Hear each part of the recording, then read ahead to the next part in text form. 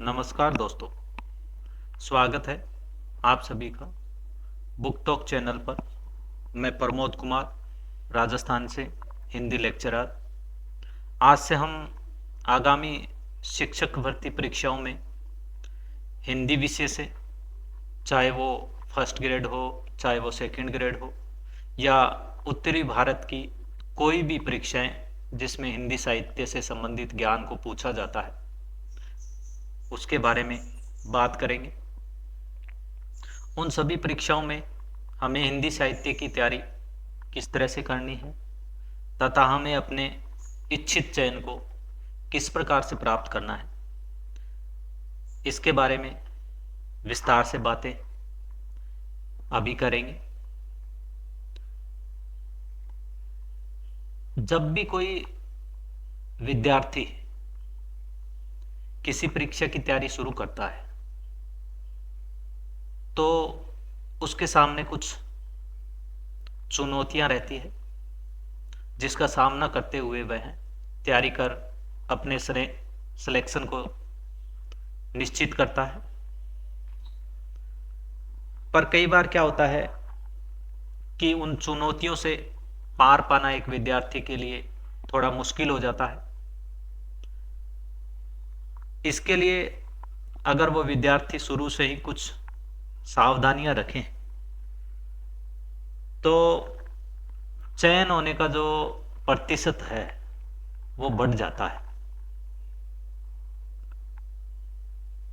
तो बहुत सारे बच्चे जो होते हैं तैयारी शुरू कर देते हैं, पर बीच में जैसे ही कोई भटकाव आया तो अपना जो मूल टारगेट होता है, मुख्य जो बिंदु होता है जहां तक हमें पहुंचना है, उसको बीच में ही भूल जाता है। जिससे क्या है कि फिर वो अपनी इच्छित चयन को, या यूं कहे इच्छित नौकरी को प्राप्त नहीं कर पाता है, तो दुख होता है। स्वाभाविक सी बात है, दुख होना भी चाहिए, पर हमें इस तरह का पछतावा और दुख ना हो, इसके लिए कुछ बातें ध्यान में रखकर तैयारी करनी है, जिससे हम आगे बढ़ सके। उन बिंदुओं में सबसे महत्वपूर्ण और पहला बिंदु है कि हमें एक चयन करना है कि हमें कौन सी परीक्षा को पास करके और कौन से पद को प्राप्त करना है। ये अगर पहले से ही पूर्व निर्धारित हो जाए तो फिर बाकी की चीजें तो फिर हमें उसके अनुसार चलनी है। तो सबसे पहले हमें निर्धारित करना है कि हम कौन से पद को प्राप्त करना चाहते हैं। और जब आपने उस पद को चयन कर लिया या उस परीक्षा को चयन कर लिया कि मुझे अब इसी की तैयारी करनी है,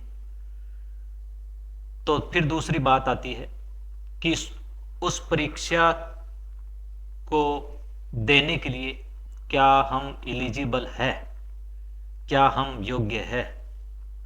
ये बात हमें पहले से पता होनी चाहिए।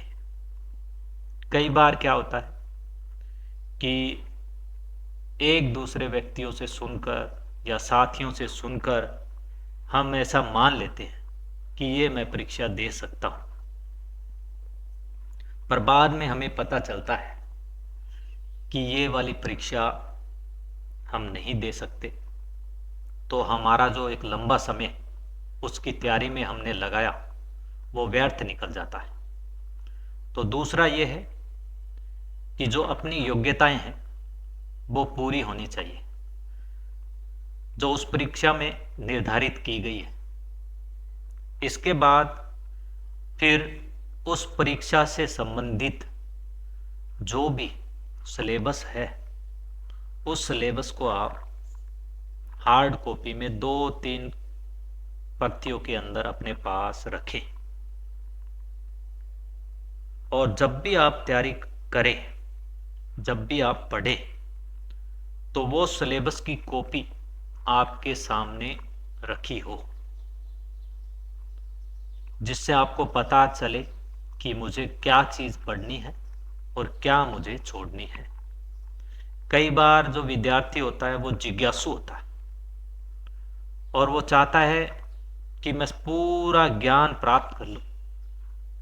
तो हमें पूरा ज्ञान प्राप्त नहीं करना है, हमें सिर्फ और सिर्फ वही ज्ञान प्राप्त करना है जो परीक्षा में पूछा जाएगा।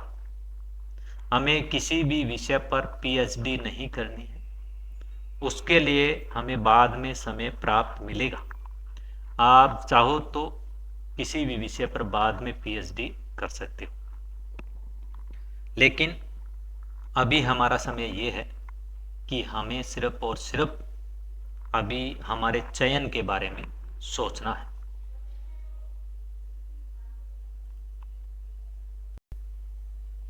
अब हमें हमारे चयन के बारे में जितना सोचना है वो सोच के रखें और उसके अनुसार पढ़ें, सिलेबस सामने रखें।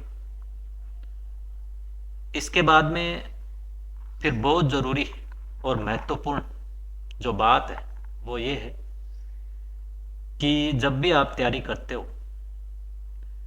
तो आपके आसपास कुछ लोगों का ऐसा दायरा बनता है जिससे वो आपको नकारात्मक करने की कोशिश हमेशा करेंगे। तो उस दायरे को आपको तोड़ना है।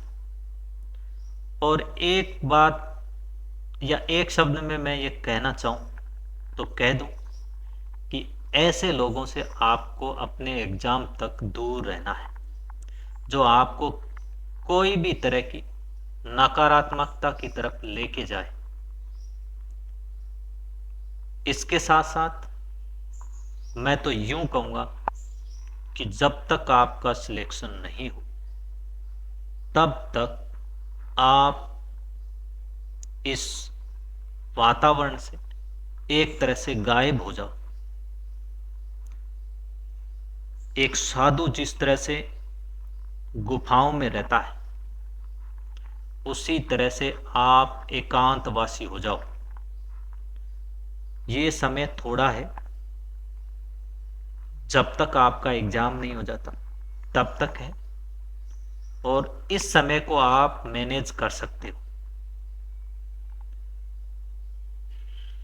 इस समय के बीच में बहुत सारी ऐसी चीजें आएगी जिससे व्यवधान भी आ सकता है, तो उन व्यवधानों को पहले से ही दूर हटाकर रखना है,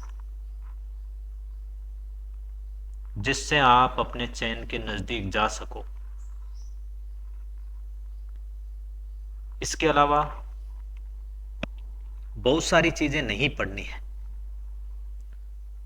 चयन करना है आपको कि मुझे ये पढ़ना है और ये नहीं पढ़ना।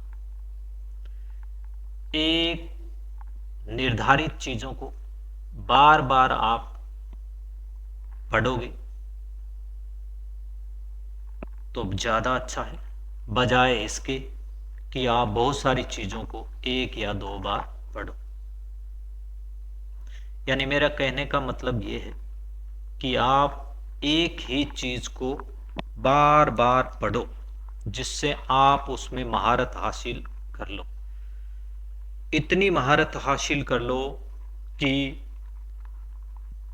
आप अपनी कॉपी के कौन से पेज पर ये बात लिखी हुई है या कौन सी साइड में ये फला बात लिखी हुई उसको अपने आप सिमरन करते ही ध्यान हो जाए। इस तरह की तैयारी आपको करनी है और ये सब संभव है। मैं और मेरे से पहले भी बहुत सारे लोग लगे हुए हैं, उन सभी ने इसी तरह के कोई न कोई रास्तों को फॉलो करते हुए अपनी मंजिल को प्राप्त किया है। और हमारे यहाँ तो ये सुना भी जाता है और कहा भी जाता है कि अगर खुद अनुभव नहीं प्राप्त कर पा रहे हो तो दूसरों के अनुभवों पर चलो, जिससे आप गलतियां कम करो। तो जब आप वर्तमान समय में जो सोशल मीडिया का समय है, और अब ये जो सोशल मीडिया की बात आई गई है, तो एक टॉपिक और इसमें ऐड कर लो कि जब तक आपका एग्ज़ाम ना हो तब तक आप जो ये सोशल मीडिया है, जिसमें ये बहुत सारी फालतू की चीज़ें हैं, जैसे इंस्टाग्राम है, रील्स है, फेसबुक है, इन सब से दूर रहो। ये चीज़ें किसी न किसी रूप में आप लोगों को भटकाव की तरफ लेके जाती है। हमें लगता है कि थोड़ी सी देर देख लेते हैं, क्या होता है, थोड़ा सा मन बहल जाएगा, पर वो थोड़ा सा समय या थोड़ी सी देर पता नहीं कब लंबे समय में बदल जाती है, इसका हमें ज्ञान ही नहीं रहता। इसलिए आप लोग इसको भी अवॉइड करें तो अच्छी बात है। और इसके अलावा भी कुछ बातें और जो होगी, जो ज़रूरी होगी, तो समय समय पर आपको बता दी जाएगी। आज हम हिंदी साहित्य के इतिहास का शुभारंभ करने जा रहे हैं। जो किसी तरह की परीक्षा हो, चाहे वो फर्स्ट ग्रेड हो, सेकंड ग्रेड हो, चाहे उत्तर भारत में कोई भी राज्य हो, चाहे वो उत्तर प्रदेश हो, मध्य प्रदेश हो, हरियाणा हो, या फिर कोई और दूसरा राज्य जिसमें हिंदी विषय का ज्ञान जरूरी है, या यूं कहें कि हिंदी साहित्य का ज्ञान जरूरी है, वहाँ उपयोगी रहेगी, तो वो देख सकते हैं इसको। अब हम जब हिंदी साहित्य का इतिहास पढ़ते हैं तो इसमें दो शब्द देखते हैं, एक तो साहित्य और एक इतिहास। अब इतिहास और साहित्य दोनों अलग अलग विषय, लेकिन जब एक साथ इनको रखा जाता है तो फिर हमें उस चीज़ के बारे में पता चलता है जो हिंदी में शुरुआती समय में या बीच में या आज तक किस तरह से घटित हुई है, या यूं कहें कि एक क्रमवार ब्यौरा हमें प्राप्त होता है इतिहास के रूप में। इतिहास का सीधा सीधा अर्थ ये होता है कि ऐसा ही हुआ होगा या ऐसा ही हुआ था, ये मान लिया जाता है। जबकि साहित्य का अर्थ ये होता है कि ऐसा ही होगा, यानी इसमें भविष्य काल की बात होती है। अब जब हम कोई भी साहित्य का इतिहास लिखते हैं तो उसके लिए कुछ जरूरी बातें याद रखनी पड़ती है। तो जो विद्वान थे उन्होंने जब साहित्य का इतिहास लिखने की शुरुआत की तो उनको लगा कि कुछ बिंदु निर्धारित कर लिए जाएं जिससे साहित्य का इतिहास लिखने में हमें सुविधा हो।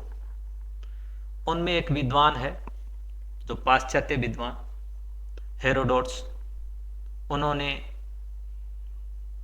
इतिहास लेखन के लिए 3 शब्दों का प्रयोग किया है। और ये इतिहास लेखन अलग अलग विषयों का इतिहास लिखा जाता है उसके लिए काम में आते हैं ये शब्द। सबसे पहले खोज। खोज जब हम हिस्ट्री के बारे में या इतिहास के बारे में लिखते हैं उसमें हमें खोज करके पता करना पड़ता है कि उस समय किस तरह की चीज़ें थी, कौन सा राजवंश था, कैसे वो राज करते थे, ये सब खोजों से पता चलता है। दूसरा है गवेषणा। गवेषणा है वो साहित्य में किसी भाषा के उपयोग के लिए काम में लिए जाने वाला शब्द है। और जब हम साहित्य का इतिहास लिखते हैं तब हमें गवेषणात्मक शैली का प्रयोग करना पड़ता है, तो ये साहित्य में काम आती है। और जब हम किसी विज्ञान के इतिहास के बारे में लिखते हैं तो हमें उसमें किए गए अनुसंधान या एक्सपेरिमेंट्स को ध्यान में रखकर लिखना पड़ता है।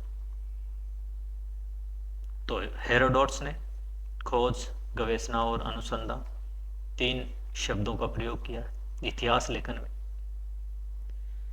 अब हम देखते हैं कि अलग अलग देशों का अलग अलग इतिहास होता है और अलग अलग देशों में अलग अलग तरह के साहित्य होते हैं।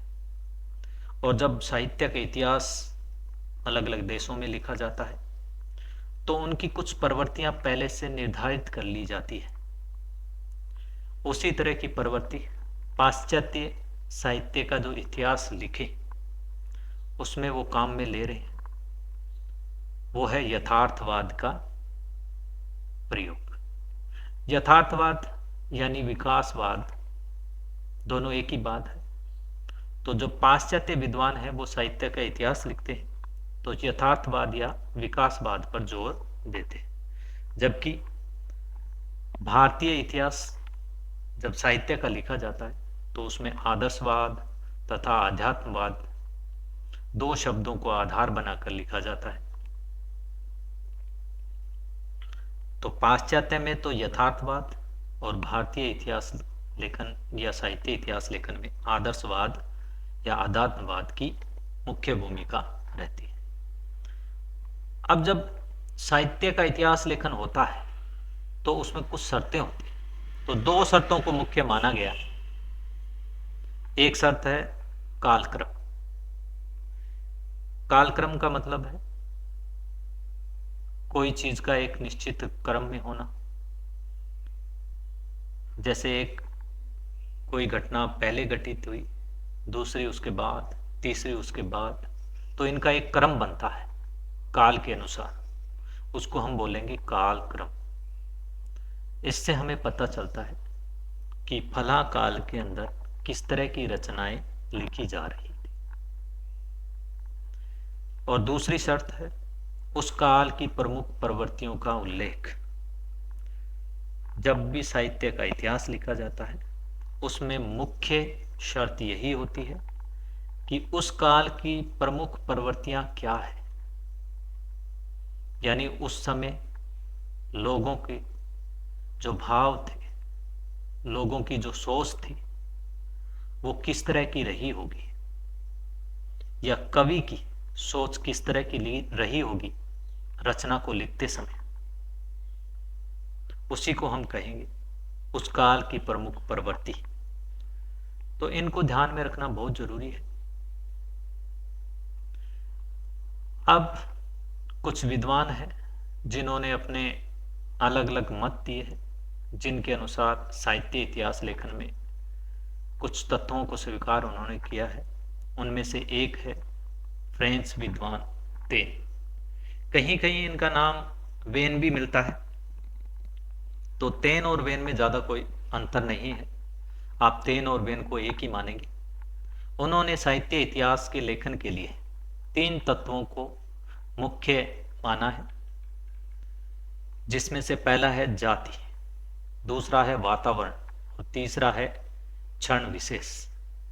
जाति यानी उस समय की जो जातीय परंपराएं हैं, उस समय की जो रीति है, रूढ़ियां हैं, रिवाज है, वो कैसे थे, ये सब किसके अंतर्गत आएंगे? जाति के अंतर्गत आएंगे। फिर उस समय का वातावरण क्या था, चाहे वो राजनीतिक रूप से, चाहे वो सांस्कृतिक रूप से, चाहे धार्मिक या आर्थिक रूप से, किस तरह का वातावरण उस समय रहा होगा, वो आता है इसमें। और तीसरा और अंतिम, जिसको हम कहेंगे क्षण विशेष, इसमें परिस्थितियों का वर्णन होता है।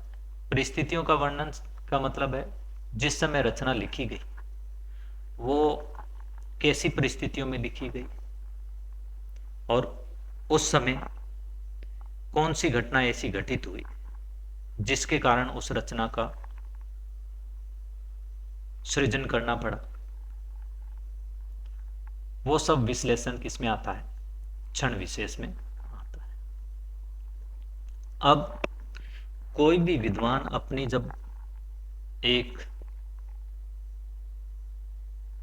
परंपरा देता है तो उस परंपरा के कुछ न कुछ विरोधी लोग भी होते हैं, या यूं कहें कि आलोचक भी होते हैं। तो तेन के भी आलोचक रहे, उनमें एक है हडसन। उन्होंने तेन की आलोचना की, और तेन की आलोचना उन्होंने सही भी की, क्योंकि जब तक कवि के व्यक्तित्व को महत्व नहीं दिया जाएगा तब तक हम पता नहीं कर सकते कि इस रचना की प्रवृत्ति क्या है। क्योंकि ये बात तो हम मानते हैं कि अलग अलग व्यक्ति की अलग अलग तरह की प्रवृत्तियां होती हैं, और अपनी प्रवृत्तियों के अनुसार ही वो अपना व्यवहार करता है। ये सब हम साइको में या साइकोलॉजी में पढ़ते हैं। तो जब तक उस व्यक्ति के व्यक्तित्व को स्थान नहीं दिया जाएगा तो हम जान ही नहीं सकते कि उस व्यक्ति ने ये रचना किस आधार पर लिखी। तो हडसन ने कवि के व्यक्तित्व को महत्व दिया है। इसके बाद एक दूसरे विद्वान है कॉफ, जिन्होंने युगीन चेतना की व्याख्या की। युगीन चेतना यूं कहे कि उस युग के अंदर किस तरह की लोगों के बीच में चेतना थी, लोगों की सोच कैसी थी, लोग किस तरह से सोचते थे, या लोगों का व्यवहार एक दूसरे के प्रति कैसा था, और किसी एक खास विषय को लेकर लोगों का जो मन स्थिति होनी चाहिए वो किस तरह की थी, उसको हम बोलेंगे युगीन चेतना। तो कॉफ ने साहित्य के इतिहास लेखन में युगीन चेतना को महत्व दिया है, उन्होंने इसकी व्याख्या की। अब हमने पढ़े पाश्चात्य इतिहासकार, जिन्होंने साहित्य इतिहास में क्या क्या शर्तें होनी चाहिए या किन किन तत्वों को शामिल किया जाता है वो। अब हम पढ़ेंगे भारतीय इतिहासकार, या यूं कहे भारतीय साहित्य के इतिहासकार गणपति चंद्र गुप्त। इन्होंने साहित्य के इतिहास लेखन में 5 तत्वों को महत्वपूर्ण माना है, जिनमें पहला है प्राकृतिक सृजन शक्ति। प्राकृतिक सृजन शक्ति का मतलब यह है कि जो कवि है उसके अंदर जन्म से ही किसी तरह की कोई प्रतिभा मौजूद है, जिसके कारण वो वैसी रचना कर पाता है। काव्य शास्त्र में आगे हम पढ़ेंगे कि प्रतिभा किसे कहते हैं। प्रतिभा है वो जन्मजात होती है, और ये गणपति चंद्रगुप्त की प्राकृतिक सृजन शक्ति ही प्रतिभा है। तो एक कवि के अंदर जन्मजात ऐसी सृजन शक्ति होती है जिससे वो रचना करता है। तो एक तो इसका मुख्य रूप से ध्यान रखना पड़ता है। दूसरा तत्व है परंपरा। परंपरा जैसे पीछे से, या यूं कहें कि काफी लंबे समय से समाज में व्याप्त रहती है, जिससे हम कुछ न कुछ ग्रहण कर नई सृजन शक्ति का प्रयोग करते हुए या नई कोई वस्तु का निर्माण करते हैं। उसी तरह से जब हम साहित्य को लिखते हैं तो उस साहित्य को लिखते समय हमें पीछे से चली आ रही परंपरा को भी ध्यान में रखना पड़ता है, क्योंकि कोई भी साहित्य जब लिखा जाता है तो उसमें लिखने वाला व्यक्ति कोई नई चीज अपने आप में पैदा नहीं कर सकता। कुछ ना कुछ ऐसी चीजें वो पीछे से ग्रहण करता है और उनका उपयोग करते हुए वो अपना सृजन कार्य करता है। जैसे हम देखेंगे कि भक्ति काल के अंदर कबीर है, वो किस तरह से आदि काल के जो सिद्ध है और नाथ है उनसे उलटवासियों को, उनकी जो भाषा है उनको और योग साधना को, या यूं कहे कि नाथों से हठ योग को, रहस्यवाद को ग्रहण करके अपना सृजन कार्य करता है। तो ये उदाहरण है परंपरा का, कैसे गीत गोविंद के जो पद है और विद्यापदी की जो पदावली है, उनके पदों को जो गेय शैली में गाए जाते हैं उनको आगे भक्ति काल में सूरदास जैसे कवियों ने प्रयोग में लिए हैं। तो ये एक परंपरा का उदाहरण है। तो दूसरा तत्व है परंपरा, ये महत्वपूर्ण है साहित्य इतिहास लेखन में। इसके बाद ऊपर हमने पढ़ा तीसरा जो तत्व है वातावरण, उस समय का वातावरण कैसा रहा होगा। और रामचंद्र शुक्ल तो कहते हैं, आगे हम पढ़ेंगे, कि साहित्य है वो उस देश के लोगों की चित्तवृत्ति का प्रतिबिंब है। यानी जिस तरह की लोगों के मनों में, चित्त में विचार होते हैं, उसका प्रतिबिंब साहित्य है। और सारे विचार और मन के जो भाव है वो सब वातावरण से उपज या वातावरण की उपज है, क्योंकि वातावरण के कारण ही व्यक्तियों का व्यवहार होता है। तो तीसरा तत्व है वातावरण। चौथा द्वंद्व, मुख्य तत्व है द्वंद्व। कोई कवि जब रचना करता है तो रचना करते समय उसके मन में द्वंद्व चलता है, अच्छे और बुरे का। और अच्छे और बुरे का जो द्वंद्व चलता है, उसी द्वंद्व के कारण वो रचना कर पाता है। जब कवि समाज में कोई ऐसी घटना घटित होते हुए देखता है जिससे उसका मन विचलित होता है, तो उस घटना के प्रति उसके मन में द्वंद्व चलता है, तो उस द्वंद्व को लेकर वो रचना करता है। तो ये है चौथा पॉइंट, द्वंद्व। पांचवा और अंतिम पॉइंट संतुलन। ये दो अभी जो देखे चार पॉइंट, इन सब में संतुलन बनाना बहुत जरूरी है। बगैर संतुलन के कुछ भी नया सृजन कार्य नहीं किया जा सकता। संतुलन दो धारणाओं में, दो विचारों में, या यूं कहें दो वादों में हो सकता है। और जब उस संतुलन को बना लिया जाता है तो फिर एक नए सृजन का या नए सृजन कार्य का निर्माण होता है। तो इस तरह से गणपति चंद्रगुप्त ने साहित्य इतिहास लेखन में हमें 5 तत्व बताए हैं: प्राकृतिक सृजन शक्ति, परंपरा, वातावरण, द्वंद्व और संतुलन। गणपति चंद्रगुप्त ने अपना जो साहित्य का इतिहास है वो 1965 में लिखा, हिंदी साहित्य का वैज्ञानिक इतिहास। और जब उन्होंने हिंदी साहित्य का वैज्ञानिक इतिहास लिखा तो उस इतिहास को लिखते समय विकासवाद पर ज्यादा जोर दिया।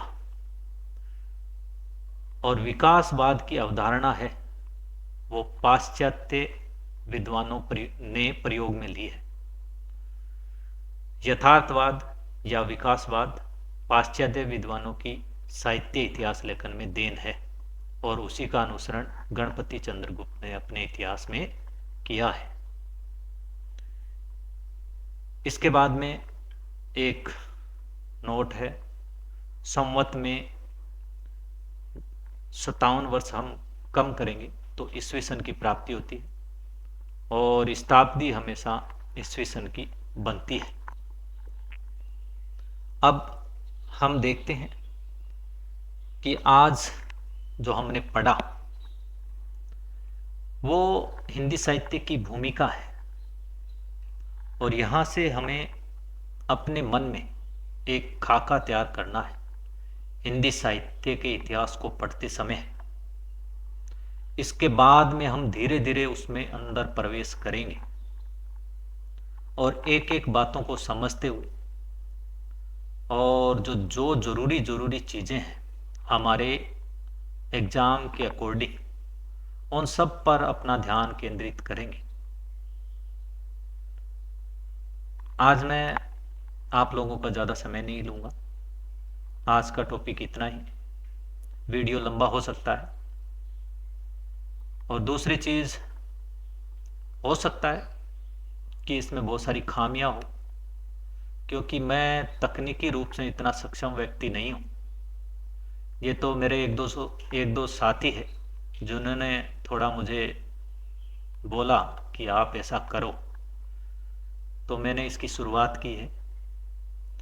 और साथ में शुरुआत करने का एक मुख्य कारण ये भी था कि कुछ ऐसे वंचित बच्चे होते हैं या विद्यार्थी होते हैं जिनके पास इस तरह के साधन उपलब्ध नहीं होते जिससे वो अपनी तैयारी को अच्छी गति प्रदान कर सकें और उस लेवल पर ले जा सकें जिस लेवल को प्राप्त कर वो अपनी इच्छित नौकरी है उसको प्राप्त कर सके। तो मेरा एक छोटा सा प्रयास है ये उन विद्यार्थियों के लिए। अब आज इतना ही। जय हिंद, जय भारत।